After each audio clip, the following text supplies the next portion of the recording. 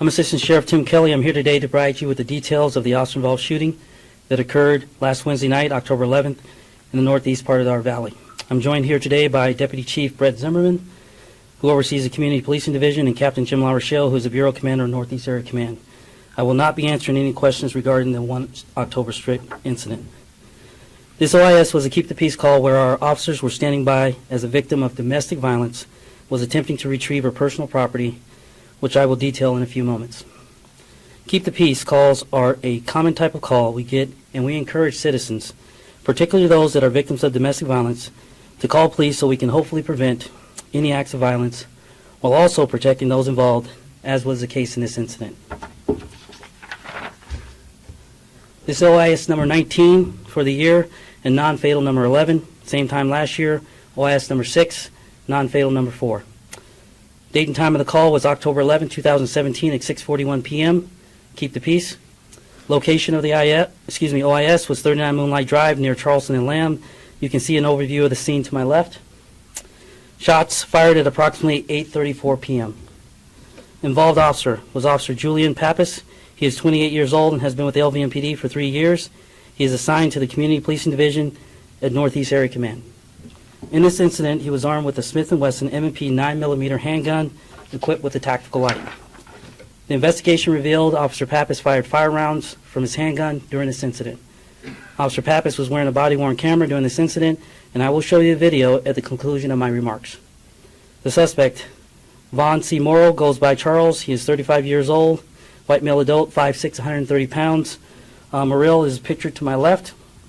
Muriel's charges: assault with a deadly weapon on a protected person, 2 counts, battery by prisoner, damage, destroy state property felony, damage, destroy state property gross misdemeanor, coercion with force.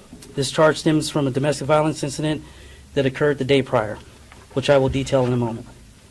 Muriel's criminal history: 2014 traffic related through NHP, 2016 battery domestic violence. In January 2016 that report was taken. Muriel's weapon: the replica firearm used by Muriel is pictured to my left. It is a Smith & Wesson M&P BB repeater powered by CO2 .77. Ammo type is steel BBs. Velocity 480 feet per second. I'll go into the details. I'm going to start by detailing an event involving Muriel from the night prior to the OIS. On Tuesday, October 10th, 2017 at approximately 7:43 p.m., officers were dispatched to the 4200 block of East Charleston for a family disturbance call. During that call, officers determined Muriel committed coercion with force against his girlfriend. Muriel was gone from the scene when officers arrived, and they were unable to locate him. While on the call, officers learned that Muriel was violent and had made statements that he would kill a cop if need be, according to his girlfriend. Per our policy and state law, officers took a report for domestic violence and coercion with force and cleared the call. On Wednesday, October 11, 2017 at 6:41 p.m., LVMPD dispatch received a call from the victim of the previous night domestic violence incident. Officers were requested to stand by while the victim retrieved her property from the residence she shared with Muriel.